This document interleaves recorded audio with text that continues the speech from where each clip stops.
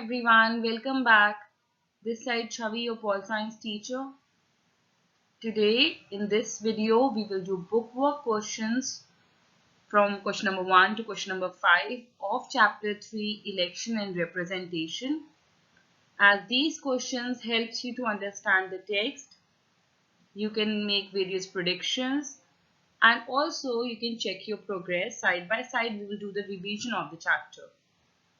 But before I will start, I request you all, please like, share and subscribe this channel, and don't forget to keep your book and pencil while seeing this video because you will write the answers in your book.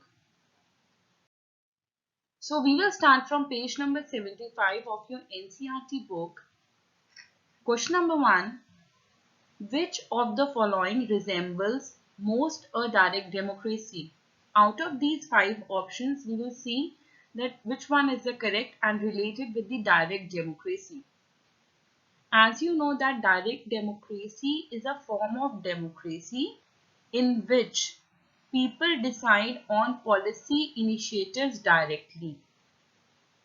So, according to that, A part, discussions in family meeting. No, it is not a direct democracy because when we are in a family and there's a discussion, everyone won't play a same role. So that is not a direct democracy. B, election of the class monitor.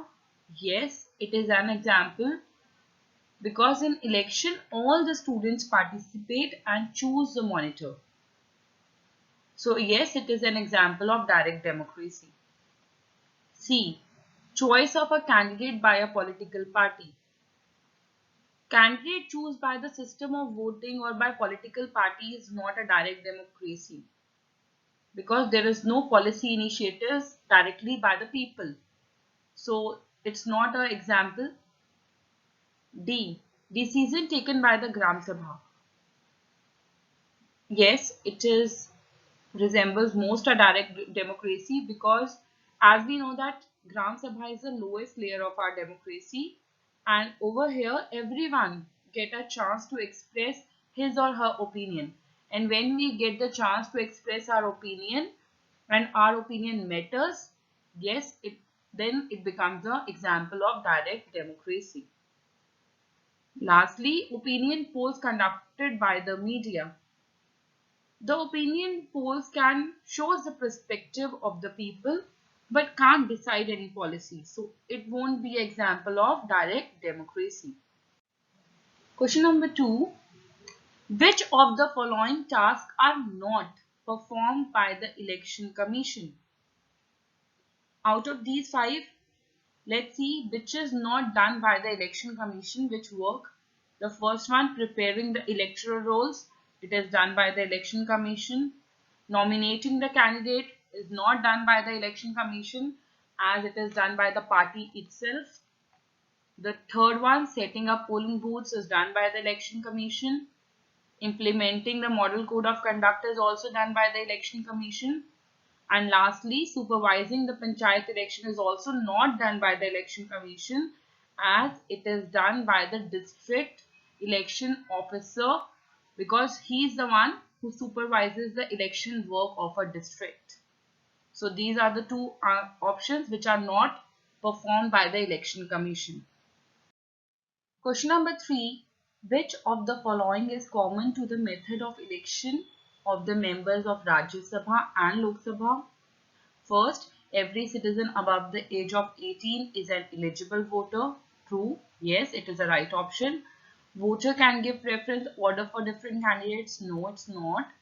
C, every vote has equal value. Yes, it is a correct option and it is applicable for both. And last, the winner must get more than half the votes. No. So, A and C both are the ones which are common to the method of election of the members of Rajya Sabha and Lok Sabha. Question number 4. In the first past the post system or FPTP system, that candidate is declared winner who?